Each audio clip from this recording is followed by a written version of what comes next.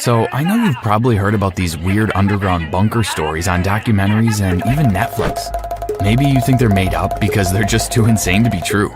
Well, I'm here to assure you that they are 100% true, and I did not know that other humans existed until I was 18. Well, that's apart from my grandparents. But before I go on, I will smile every single time someone likes this video, so please like. I've been through a lot in life, and I think I deserve to smile. Don't forget to subscribe to the channel and hit that notification bell too. Great. Francis, sit down and let me tell you about the world we've escaped. The terrifying world above. Were my grandparents' favorite words for as long as I can remember. See, it was a dark, scary place up above the ground. We knew that someday it would be impossible to live there. There were wars, famine, pandemics, zombies. So, we started storing food in this bunker. Your grandma made jams and jellies with almost every fruit that she could find, and did a lot to make this place cozy. We then heard that they were releasing something from planes to wipe out everyone. That was our cue to leave. So do you know what, Francis? Right now, there are no more humans up there. Just us three. And it's not safe to go up there, ever, because that substance from the planes is still around. It probably turned the animals into zombies, and they're roaming around just waiting to attack us. If we leave, we could die immediately. Your mom and dad didn't listen to us, so they perished. They're gone, it's unfortunate. We're all you have left. And I believed him because there was no one to tell me a different story anyway. My grandma taught me to read, and I had lots of books. I read and wondered about how life was in the past, when all the people hadn't been destroyed. Luckily, our bunker was pretty advanced. We had running water, and which my grandpa said came from a water purification system he created above ground. We had a flushing toilet, thankfully, but we didn't have many things that you all enjoy nowadays, like the internet, cell phones, computers. We had no access to technology at all. You're probably wondering what a typical day was like. I woke up. Yes, I had a cute little bedroom. Ate breakfast, which was something out of a can. Read a bit, did some lessons with my grandma, then maybe I played board games like Scrabble with my grandpa. I played the clarinet for about an hour, then ate lunch, which was something else out of a can. Had a nap, read some more, then played more clarinet and board games. Can you imagine doing this every single day? Of course, I got really bored, and by the time I was 18, I thought that I needed some excitement in my life.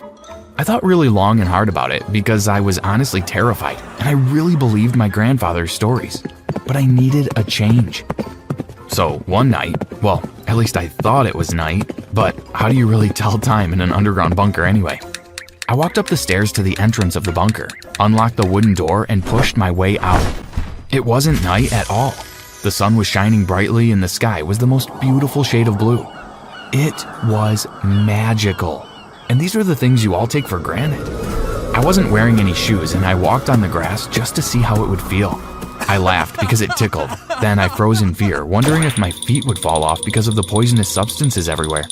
I walked until I got to a little house, which I assumed was probably my grandparents' house before they moved underground. I walked through the door and looked around. Then I went back outside. I saw so many of the fascinating things I'd only read about in books. I found an apple tree and picked an apple. I bit into it, and it felt like electricity surged through my body. This was the first time I'd ever tasted a fresh fruit. I walked, and it was like I was in a trance. I feel like I walked for hours, and I wasn't really looking where I was going. Then it hit me. Like literally, I was hit by a car. I blacked out and woke up in a hospital. To be honest, I thought I was dead, because how would I have just ended up in this place if humans didn't exist anymore? What's your name, young man? I heard a voice say. I looked up and saw a middle-aged man staring into my face. Ah! Am I that ugly? Am I dead? You most certainly are not dead. You were hit by a car. Fortunately, the damage is minor. I should be able to discharge you soon. People still exist? You didn't all die from the poisonous stuff from the planes? What now? My grandparents told me there was no other people. Yes, okay, enough with the games. Do you have the contact information for any of your family members so someone can come to pick you up? Listen, I'm serious. I sat up and told the doctor my whole story. He was skeptical at first, I'm sure, but after a while, he seemed to believe me. He called a few nurses and other doctors in, and they all stared at me like I fell from another planet. Is it him? I think it's him. How can we get in touch with his parents? Call the media, this is big.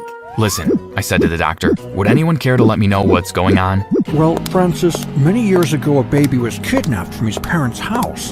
That same week, his grandparents went missing. For years, the town thought that the two stories were unrelated, but it seems like your grandparents kidnapped you. So that stuff about the world being a horrible place isn't true? Well, it can be horrible sometimes, but certainly not in the way they've described it. So my parents are alive? I believe they are. We're going to try and get in contact with them. I could feel my head spinning out of control. This was too much to take in. After about an hour, a man and woman came rushing into my room. It is him! It's my baby boy, my son, my perfect son. Oh, come to mommy. Wow, I can't believe it. I thought we'd never see you again. Are you my parents? Of course, can't you see? You're the spitting image of your father. We thought you'd been kidnapped by terrible people. What happened? I told them the same story I told the doctor, and they looked like they were about to cry. You mean you were so close to us this whole time? I feel like a terrible mom. I should have been able to find you. My parents hugged me for a long time, then asked me if I'd like to come home with them. I mean, what other choice did I have? I got up and we went downstairs to their car. I think this is the thing that sent me to the hospital, I said. I'd never been in a car before, and when my dad started driving, I felt terrified. How could I be sitting yet moving at the same time? We got back to the house and my parents introduced me to my siblings. I didn't even know I had siblings. There were two younger sisters. Melanie was 12 and Piper was 16. But my instant favorite was a baby boy named Tyler. They let me hold him and I nearly cried. I'd only ever read about babies in books before. I never thought I'd be able to hold one. This was surreal and I instantly became obsessed. We have a guest room which can be yours. I'll let Piper show you where it is while we prepare dinner. I went upstairs with Piper, who couldn't stop staring at me. Mom and Dad called me from the hospital to say they found our older brother. They had me 2 years after you disappeared, but they could never stop talking about you. We always hoped that you'd come back someday. I can't wait to hear all of your stories from the bunker with our crazy grandparents. And don't worry, I'll teach you all about the life up here. She said. Dinner that night was wild. It was the first time I ever ate anything that wasn't from a can. We had fresh vegetables, lasagna, potatoes, and fruit juice. My favorite part was the ice cream we had for dessert. We didn't have a freezer in the bunker, so it was my first time tasting that. Wow, the things you all take for granted. I slept in my new bed that night with the window wide open so I could feel the breeze blowing on my face. The smell of the night was special, and before I closed my eyes, I spent a lot of time staring at the moon and the stars. It was all so surreal to me. The next morning, I woke up, walked downstairs, and saw my whole family staring at a box. There were people in the box, and they were moving and speaking. Is this a television? I asked, and everyone started laughing.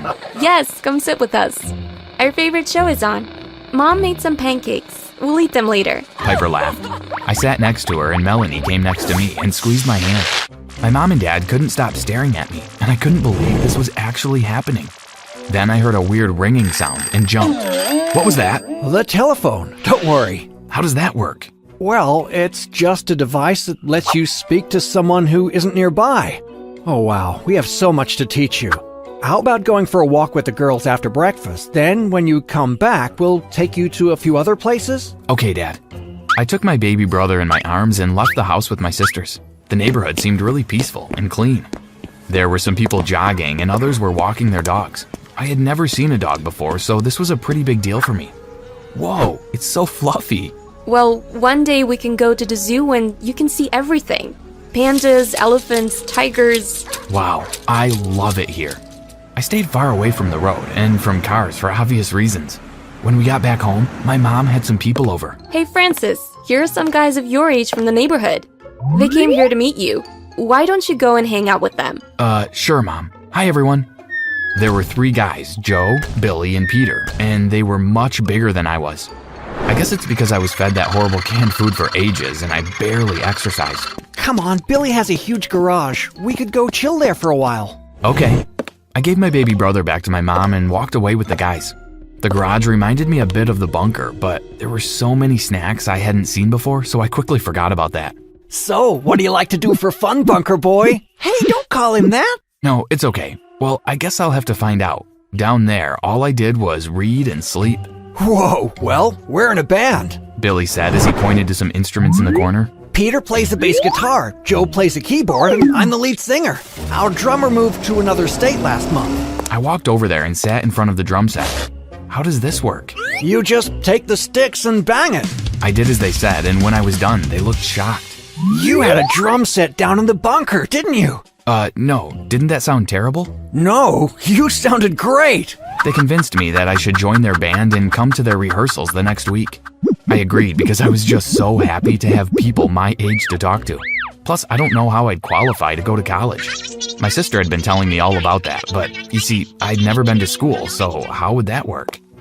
I went back home feeling optimistic. I opened the front door and my mom was holding the baby, looking extremely worried. What's wrong? Your grandparents. We sent the police to the location you gave us, but when they got there, they were gone. Vanished.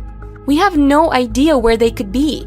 I was pretty worried. There is a possibility that they made up all the stories they told me about the terrifying world above. But what if they really believed all that stuff? How would they cope with everything they'd encounter?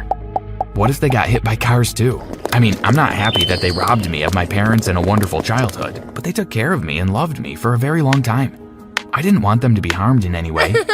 I've been living with my parents for almost a year now, and I've adjusted to many new things. It's great up here, but we still have no idea where my grandparents are. So if you see two strange old people wandering around, it might be them. Please let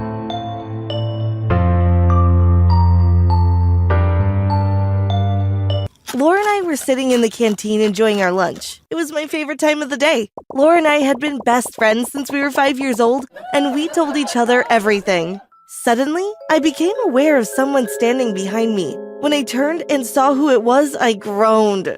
I've got something for you. What? She didn't answer me. Instead, she just tipped the bucket of fish chum she was holding on top of my head. Bits of the bait dripped down onto my face and clothes. Haha, look at you. Everyone stopped what they were doing and started pointing and laughing at me. Then the girl pulled out a camera and took a photo of me. I was so embarrassed I wanted to cry. Why is she so mean to me? But before I go on, I just want to check. You have liked and subscribed, haven't you? Oh, and don't forget to hit the notification bell too, or you might end up with fish chum all over you too. I burst into tears and ran out of the canteen. I could hear the sounds of laughter all the way down the corridor. Thankfully, when I got into the bathroom, there was no one else there. I would have died of embarrassment if someone else had seen me. I began cleaning myself up when suddenly the door burst open. I looked to see who had come in, but thankfully it was only Laura. Claire, are you okay? Yes, just my pride that's hurt more than anything. I don't know why Abby is always so mean to you. What is her problem? You know what she's like. She's always been like this with me since the first day I met her. I just don't know what she's got against you. I sighed. Neither do I. You see, that girl, well, she's my sister. Well, actually, she's my stepsister to be exact. We live together and she hates me. I remember the first time I met her. My mom had been on her own for a very long time. Her and my dad had split up when I was about 2 years old. So when she told me that she had met someone, you can imagine how happy I was. I didn't like to think of my mom being lonely. I wanted her to find someone to share her life with. Claire, I have something to tell you. Wow, that sounds serious. Well, I think it's good news, and I hope that you will too. Okay, go on then. What is it? I have a boyfriend. Yes! Are you okay about it? I'm more than okay. I'm ecstatic. Oh, I'm so relieved. For a minute I was worried that you wouldn't want me to date anyone. Well, Mom, I just want you to be happy. So, what's his name? It's Mike. He's divorced too, and has a daughter the same age as you. So I'm going to get a sister too? Well, yes. I guess you are. I'm so excited. When am I going to meet her? I've invited them over for dinner tomorrow night so that we can all get to know one another. I can't wait to meet them. It's going to be so much fun having a sister. For the rest of that evening and all the next day, I couldn't stop thinking about what it was going to be like to be part of a family again. Don't get me wrong, I had a wonderful life with my mom, but I had always wanted to know what it would be like to have a brother or a sister. Well, it looks like I'm going to find out. When I got home from school, Mom had already set the table for dinner. She had put her best tablecloth on the table and her finest crockery. It looks perfect, Mom. Thank you, Claire. Now go upstairs and change out of your uniform. They will be here in about half an hour. I ran up to my room and changed into the dress that I had picked out to wear. I really wanted to look my best when I met them. I wanted to make a good impression. I pulled my hair up into a high ponytail and put a pretty ribbon in it. Do I look okay, Mom? You look beautiful, darling, but then again, you always do.